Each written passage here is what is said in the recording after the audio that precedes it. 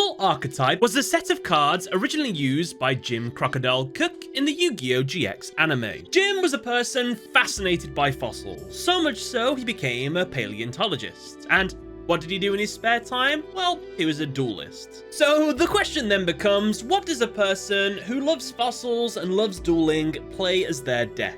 Why, of course, they play the Fossil Archetype. These cards seemingly made their real-world debut in the 2008 booster pack Light of Destruction. I say seemingly because they didn't really. You see, the only fossil monster we would get in this pack is Fossil Diner Pachycephalo.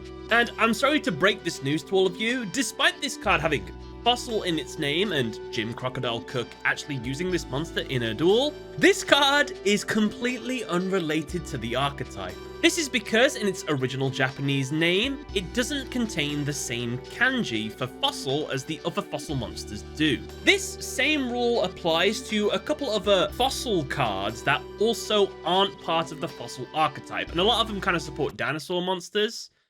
Dinosaur? Oh my god, I've watched Jurassic Park too much. Those cards are Fossil Tusker, Living Fossil, Fossil Dig, and Fossil Excavation. Cool cards, but nothing to do with this archetype. Before we move on from these imposters, I've got to address the elephant in the room. And that is Fossil Diner Pachycephalo's effect. You see, when this monster first debuted in the anime, this monster's effect was pretty harmless, and honestly, quite weak.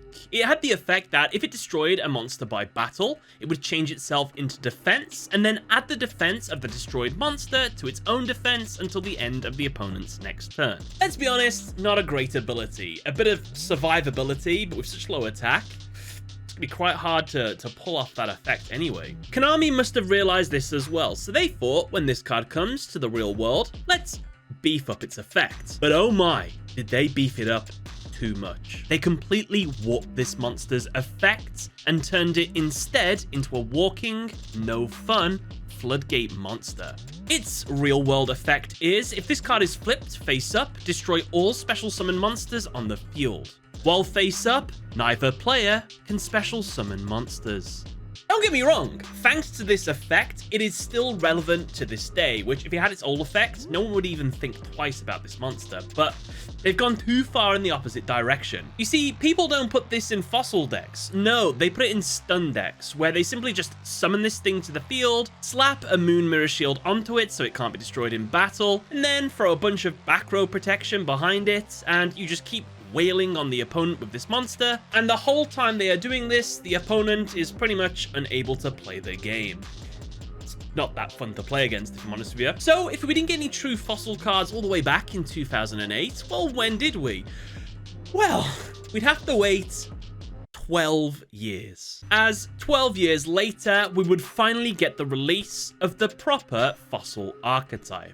And what's funny is its release wasn't even Konami's choice. You see, they created a poll asking the audience what archetype they would like made from the anime next. It was a close finish, but in the end, the winner was Jim's Fossil Archetype.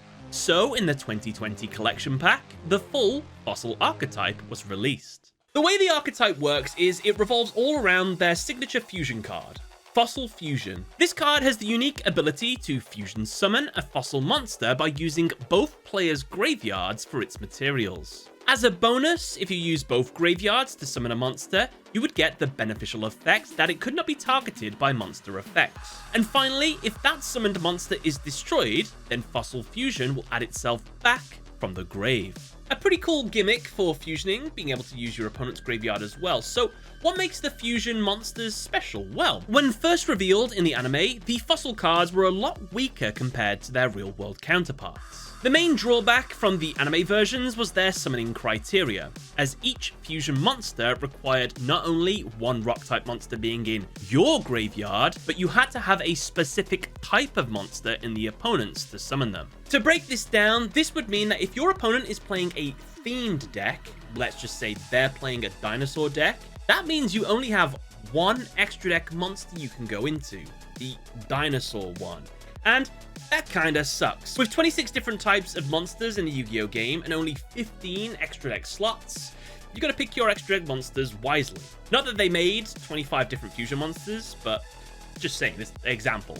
On top of this insane hurdle, there are also 3 tiers of fossil monsters that you can make depending on the level of the opponent's monsters. You could make low-level fusion monsters, medium-level fusion monsters, or high-level fusion monsters. Adding all this together, let's be honest, the fossil archetype needed an upgrade when it was released in the real world, and luckily, they did get one. The requirements were changed from the opponent requiring a specific type of monster in their grave to the material being just any level 4 or lower monster instead. The same would apply for the bigger monsters too, just a level 5 or a 6 or a level 7 or above. And as a bonus, your opponent doesn't have to supply 1/2 of the fusion materials anymore. You can use exclusively your own graveyard or exclusively your opponent's graveyard if you want to. However, by doing this, you miss out on the fossil fusion benefits, so I would recommend using both if you can. What's cool about the fossil fusion monsters is that they have 3 specific evolution lines. These lines are based on the type it fuses with in the anime. So far, there are only 3 lines of fossil monsters: the warrior line, the machine line, and the dinosaur line. What's cool is if Jim is in a pinch and the opponent isn't putting out high-level monsters for him, he can also cheese out the bigger monsters by using a card called Time Stream. This card has the effect that you can target one fossil fusion monster you control, tribute it, then summon a fossil fusion monster who's 2 levels higher than it. Also, during the main phase, except the turn it was sent to the grave, you can banish this card and a fossil fusion monster in the grave, then you can target another fossil fusion in the grave and summon it back to the field. What's cool is this ability to upgrade a fossil monster 2 levels higher is a reference to how it works in the anime, which is a bit different. You see, in the anime, this card would instead age the fossil monsters into an older and more powerful era of fossil. What do I mean by this? Well, there are 3 main eras for geological periods. The fossil archetype fusions are each a part of one of these eras. The era they are in is determined by their level. The older the era, the more powerful they are. So, when you play Time Stream with a Cenozoic era fossil monster on the field, it will be upgraded into a Mesozoic era fossil. If there was a Mesozoic era fossil on the field, it would instead be upgraded into a Paleozoic era fossil. You follow me? Cool. This makes so much more sense in the original Japanese, as the fossil monsters in the Japanese are actually named after the eras they come from, unlike in the international where they just have fossil in their names. And I thought that was pretty cool. So now we know a ton about the origins of these cards, let's actually take a look at the fusion monsters and their evolved forms. Let's start first with the warrior line. The low-level form is Fossil Warrior Skull Bone, known in the Japanese as Cenozoic Fossil Knight Skull Pawn. It requires 1 rock monster with 1 level 4 or lower monster. It must first be special summoned with Fossil Fusion. This card can make up to 2 attacks on monsters during each battle phase. You can banish this card from your graveyard, add 1 Time Stream from your deck to your hand. Upgraded, this monster becomes Fossil Warrior Skull Knight, known as Mesozoic Fossil Knight Skull Knight. It requires a rock monster and a level 5 or 6 monster. It must be first summoned with Fossil Fusion. If it attacks a defense position monster, it inflicts piercing battle damage. When this attacking card destroys a monster by battle, you can activate this effect. This card can make a second attack in a row. You can banish this card from your graveyard, target 1 monster on the field, destroy it. Upgraded into its final form, we have Fossil Warrior Skull King, known in the Japanese as Paleozoic Fossil Knight Skull King. Requires a rock monster and a level 7 or higher monster. This monster must be first summoned with Fossil Fusion. This card can make a second attack during each battle phase. If this card attacks a defense position monster, inflicts piercing battle damage. During your opponent's turn, quick effect, you can target 1 monster in your opponent's graveyard, discard 1 card, and if you do, special summon that monster to your field.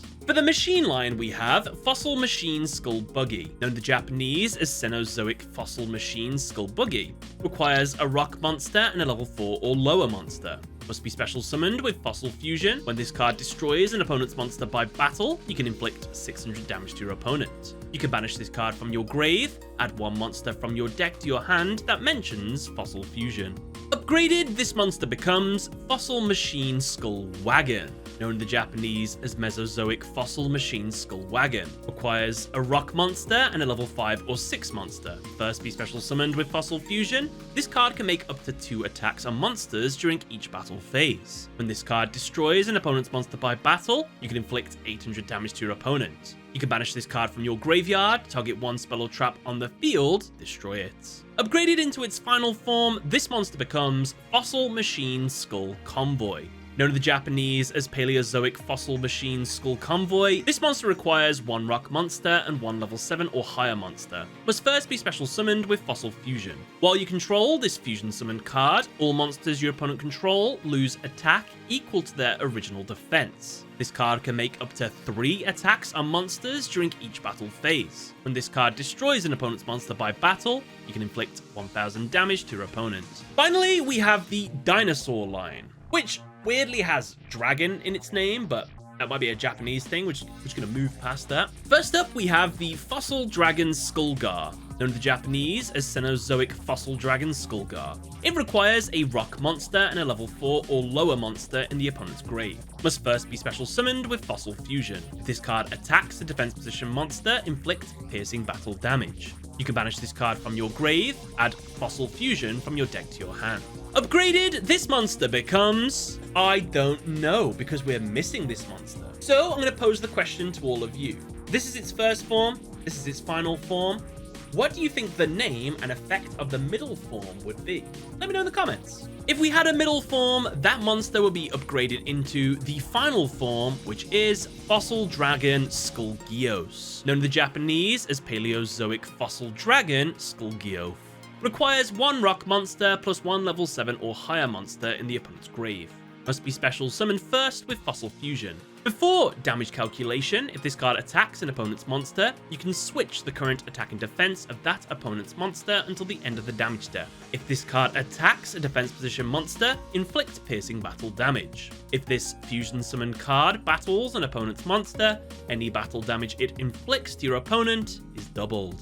Now, as you can see, with only 3 lines so far, Machine, Dinosaur, and Warrior, with 21 other types left, that's a lot of room for extra support. I mean, just off the top of my head, Fossil Pyro Skull Magma, that sounds kind of cool. Or how about Fossil Divine Skull God? Ooh, spicy. I would like to see those made.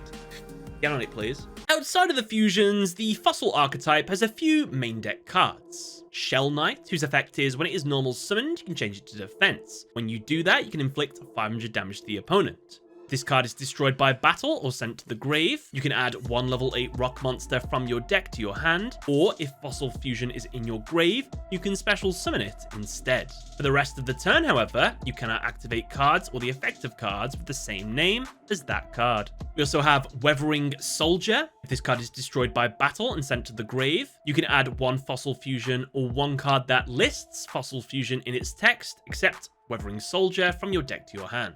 Once per turn during the end phase, this card loses 600 attack. The last monster is Flint Cragger. If this card is special summoned, you can discard 1 card, and if you do, send 1 Fossil Fusion monster from your extra deck to the grave. You can send this card from the field to the graveyard to inflict 500 damage to the opponent. Then, if Fossil Fusion is in your grave, you can return to your graveyard one of your banished cards that is Fossil Fusion or mentions it. For the support cards, we have Miracle Rupture, which lets you send a level 4 or lower rock monster from your deck to the grave. Then, if Fossil Fusion is in the grave, you can draw an extra card.